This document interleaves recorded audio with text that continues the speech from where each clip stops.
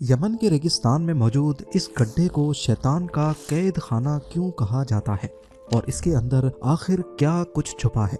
Google Earth में record हुए कुछ ऐसे मंजर जिन्हें शायद आज से पहले कभी नहीं देखा गया। इराक में अमेरिकन ड्रोन स्ट्राइक से लेकर गाजा में इजरायली बॉम्बिंग तक कुछ अनोखे मंजर तो कुछ ऐसे जिन्हें बयान करना मुश्किल है। आज हम गूगल अर्थ पर ऐसी ही 10 लोकेशंस के बारे में जानेंगे। हमारी लिस्ट की सबसे पहली लोकेशन अल्जीरिया में वाक़ है। सहारा डेजर्ट में जहां दूर दूर तक सिर्फ टीलों का समंदर है, यहाँ रेत के ऊपर एक अनोखा गोल स्ट्रक्चर खड़ा है जिसकी हिस्ट्री आज तक किसी को मालूम नहीं पड़ी। कसार दरा नामी ये स्ट्रक्चर अल्जीरिया के तिमी मोम टाउन में वाक़ है, जहां पहुंचने के लिए जिद्दतों और मुश्किलात से भरपूर सफर करना पड़ता है। 35 मीटर की गोलाई में फैला हुआ और 2 मीटर ऊंची दीवारों का ये स्ट्रक्चर कोई किला था या घर या फिर कोई मुसाफिर खाना, इसका अंदाजा लगाना काफी मुश्किल है। गौर किया जाए तो इसकी 2 दीवारें हैं। बाहर वाली पत्थर और मिट्टी से बनी है जबकि अंदर वाली सिर्फ मिट्टी की दीवार है। इसके अंदर कमरों की दीवारें दिखाई देती हैं और फ्रेश एयर के लिए छोटी छोटी खिड़कियां भी, लेकिन ये खिड़कियां सिर्फ अंदर वाली दीवार में देखी जा सकती हैं। ऐसा ख्याल किया जा रहा है कि हजारों साल पहले शायद ये मुसाफिर खाना था, उन ट्रैवलर्स के लिए जो ऊंटों पर सहारा को क्रॉस करते थे। दूसरी लोकेशन के लिए हमें चलना होगा यमन के रेगिस्तान में, जहां जमीन में 30 मीटर चौड़ा एक ऐसा सुराख है जिसे लोकल्स शैतान का जेल या फिर नर्क का कुआं कहते हैं। वैसे इसे वेल ऑफ बरहूत का नाम दिया गया है। इसके पास से गुजरने पर गंदी बदबू के भपकारे आते हैं जो तबीयत खराब कर सकते हैं। आज तक किसी को ये नहीं मालूम था कि इसके अंदर क्या है, लेकिन हाल ही में कुछ केव एक्सप्लोरर्स ने इसके अंदर जाने का फैसला किया। 100 फीट नीचे उतरने के बाद यहाँ सांप मिले, मरे हुए जानवर थे और हजारों सालों से पानी गिरने की वजह से यहाँ केव पर्ल्स बन चुके थे। यहाँ रहने वाले लोग इस कुएं के पास से गुजरना पसंद नहीं करते और ना ही इसके बारे में बात करते हैं। अब रुख करते हैं इराक के शहर मोसूल का, जो अक्सर अमेरिकन ऑपरेशन के निशाने पर होता है। 2016 और 2017 में यहाँ आईएसएस के खिलाफ बैटल ऑफ मोसूल चल रही थी, जिसमें US military MQ-9 reaper drone के जरिए आईएसएस के ठिकानों पर हमले कर रही थी। ऐसा ही एक हमला हैरत अंगेज तौर पे गूगल अर्थ में भी रिकॉर्ड हुआ है। 19 जनवरी 2017 को ली जाने वाली पिक्चर में टिग्रिस रिवर के ऊपर MQ-9 रीपर देखा जा सकता है। ये ड्रोन किस मकाम पर हमला करेगा, इसका इशारा हमें सैटेलाइट की अगली फोटो में मिलता है, जो 5 दिनों के बाद 24 जनवरी 2017 को ली गई। ठीक इस लोकेशन पर 2 सुराख नजर आ रहे हैं जो इस ड्रोन गुजरने से पहले यहाँ मौजूद नहीं थे, और जिस वक्त ये ड्रोन यहाँ से गुजरता हुआ देखा गया, उस वक्त हमले की जगह पर एक बोट रिवर के किनारे पर देखी जा सकती है, जिसके पास कुछ लोग खड़े हैं और थोड़ा दूर एक गाड़ी भी खड़ी है। 19 जनवरी की फोटो में यहाँ सिर्फ एक सुराख नजर आ रहा है, पर यह सुराख भी ताज़ा मालूम होता है क्योंकि 14 दिन पहले 5 जनवरी की फोटो में यहाँ एक भी सुराख नहीं था। अभी आपको एक ऐसे आइलैंड पर लेके चलते हैं जहां कुछ अनोखे स्पॉट्स सैटेलाइट इमेज में रिकॉर्ड हुए हैं। नॉर्थ ईस्ट अफ्रीका के एरिट्रिया नामी मुल्क में वाक़े रेड सी में कई 100 आइलैंड्स मौजूद हैं। इनमें से ही एक छोटा आइलैंड जिसकी साइज 500 मीटर बाय 300 मीटर्स है, इसमें कुछ अजीब स्पॉट्स वाज़े तौर पे देखे जा सकते हैं। अगर आसपास के दूसरे आइलैंड्स पे देखा जाए तो यहाँ किसी किस्म के कोई निशानात जाहिर नहीं है, तो आखिर सिर्फ इसी आइलैंड पर हजारों की तादाद में ये स्पॉट्स किस चीज के हैं। इस आइलैंड पर ना अभी कोई आबादी है, ना ही पास्ट में कभी रही है। काफी सारी इंटरनेट रिसर्च करने पर मालूम पड़ा कि रेड सी में टर्टल्स की 5 किस्में पाई जाती हैं, और जब टर्टल को अपने अंडे देने होते हैं तो वो जमीन पर आकर सुराख करते हैं और उसके अंदर अंडे देते हैं। क्योंकि ये आइलैंड किसी भी ह्यूमन एक्टिविटी से पाक है, तो शायद यही वजह है कि टर्टल्स यहाँ आकर अपने बिल खोदते हैं। सेंट्रल मोरक्को में मौजूद ये सोलर पावर स्टेशन इतना बड़ा है कि ये स्पेस से भी आसानी से नजर आता है।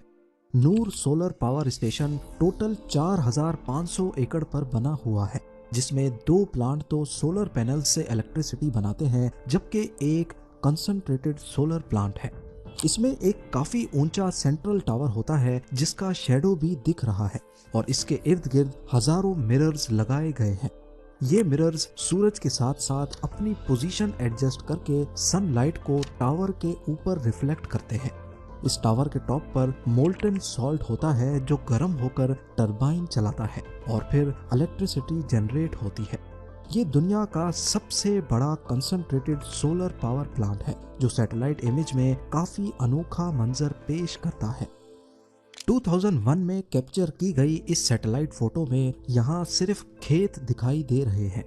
ये पाकिस्तान के शहर एबटाबाद की एक खास लोकेशन है। यहाँ का अगला सैटेलाइट इमेज 9 मई 2010 का है, जब यहाँ पर बहुत सारे घर बने देखे जा सकते हैं। ये वो घर था जहां उसामा बिन लादेन ने पनाह ले रखी थी। 2 मई 2011 को यहाँ एक ऑपरेशन में उसामा बिन लादेन को मारा गया और इसी दिन की सैटेलाइट फोटो कैप्चर जरूर की गई थी, पर ये काफी ब्लर है जिसकी वजह से ज्यादा डिटेल्स नजर नहीं आ रही। इस ऑपरेशन के फौरन बाद इस घर को गिरा दिया गया। बिफोर एंड आफ्टर का फर्क वाज़ेह तौर पे देखा जा सकता है।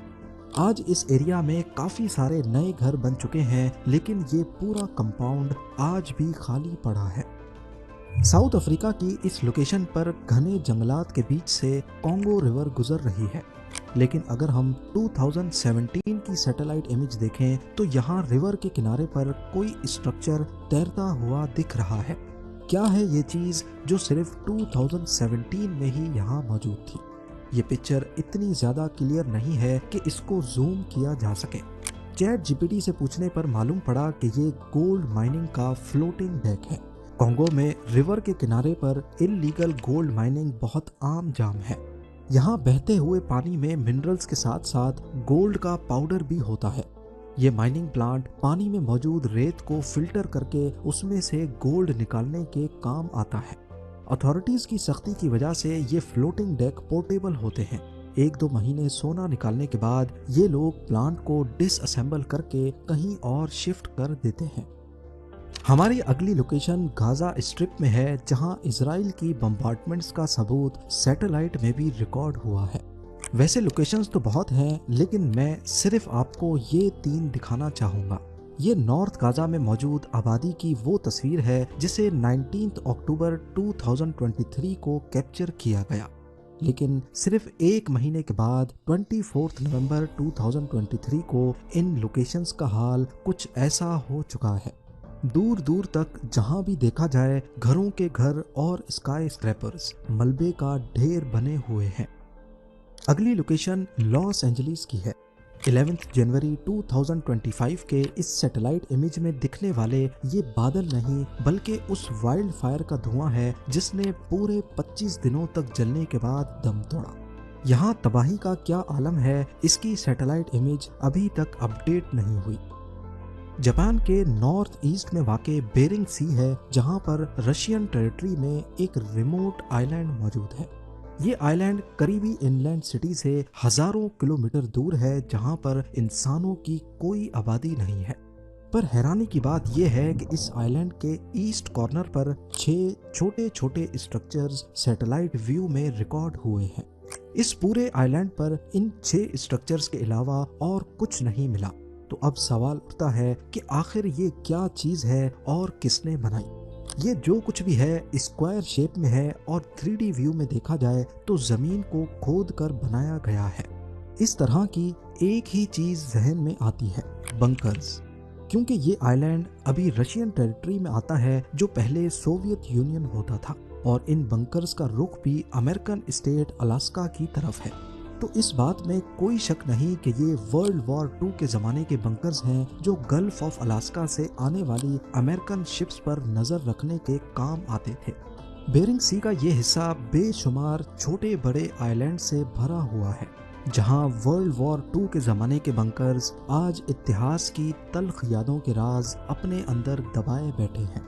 वीडियो आपको कैसी लगी और आगे आप इस सीरीज पर वीडियो देखना चाहते हैं तो कमेंट सेक्शन में अपनी राय का इजहार ज़रूर करें। आप लोगों के प्यार भरे कमेंट्स का बेहद शुक्रिया। मिलते हैं अगली शानदार वीडियो में।